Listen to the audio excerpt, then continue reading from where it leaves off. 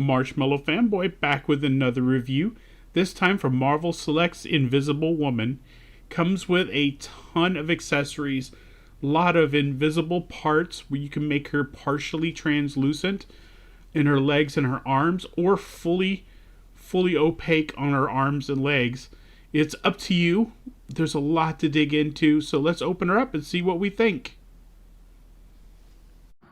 Okay, now that the Invisible Woman is free of her package, let's take a closer look at her. First, of course, she has the translucent legs and the translucent, not completely her arms, but most of her arm, some of her forearm and hand. Of course, she has the regular legs. She has the regular gloves to replace the semi-translucent ones. And of course, the hands at the end of these can come off.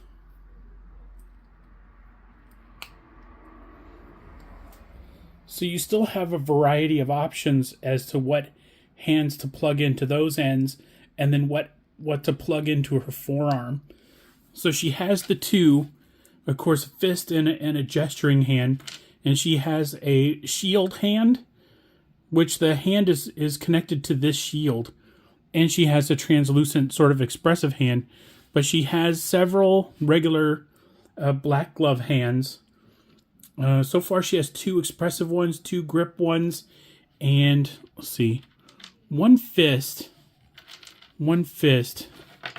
So she has several translucent hands, which are always options.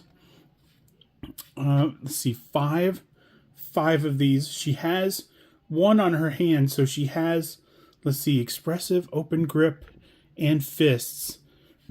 2 pair each.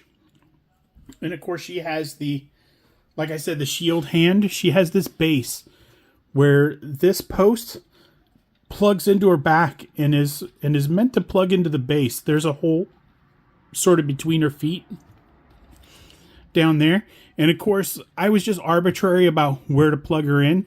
You could plug her in here if you're going to use the post and plug it into her back. Or if you're just going to use the foot post, you can choose this side. I didn't see a big difference between the two. Also, I don't know what this ball is. There's no instructions on the box or anything, so I don't know where this goes or what this plugs into. There's a post in the middle of it that kind of runs side to side, so I was wondering if something went in and kind of plugged in or grabbed that bar or something, but I wasn't sure. But it thought, well, it's translucent, so she's casting it, so maybe if I just put it at the end of the arm, and of course it's floppy, it doesn't really stay on there, it's not meant to, but it looks like she's casting this ball and maybe about to throw it at somebody. So it sort of looks like she's lowering a shield while keeping fire off of herself this way, casting a ball and maybe throwing it at somebody. And of course I left the translucent parts on because wherever the translucent parts are, they are casting other invisible effects. So I thought that seemed cool. So let's get rid of the shield hand and take a closer look. The shield casting hand has the plug-in right to her wrist, and there's no movement, there's no hinge in there or anything. So it holds the shield straight up, and her arm is strong enough to hold this up, at least on mine. It has this really cool sort of indentation of the palm, which is sculpted in there. It's a little bit of you can't feel the fingers, but it's really nice that it's sculpted in. Oh, it's sculpted on this side to be the hand, and then you can just see it through there. But it is really nice. It's a really nice piece of sculpting. It's solid. It's heavy. It's not going to bend or anything. Same thing with the base.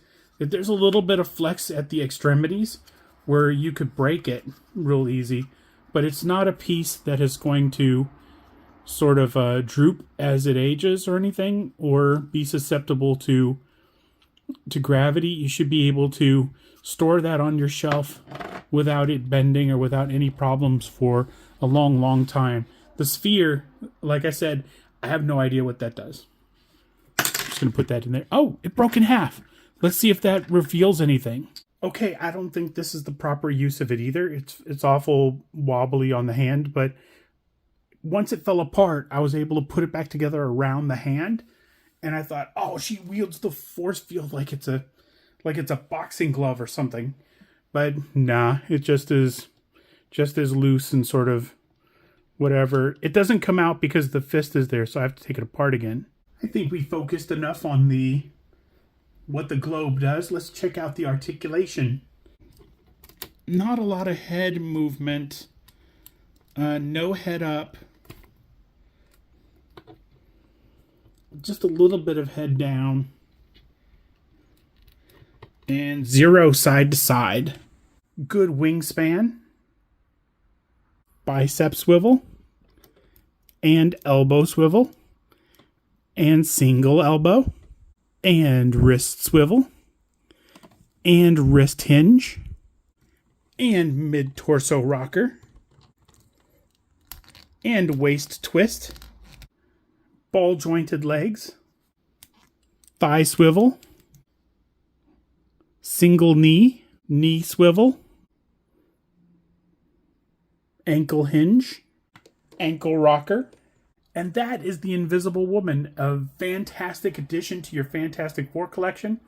Or if you're trying to make the A-Force, or I can't remember, there was a team of all women that was in either Fantastic Four or She-Hulk.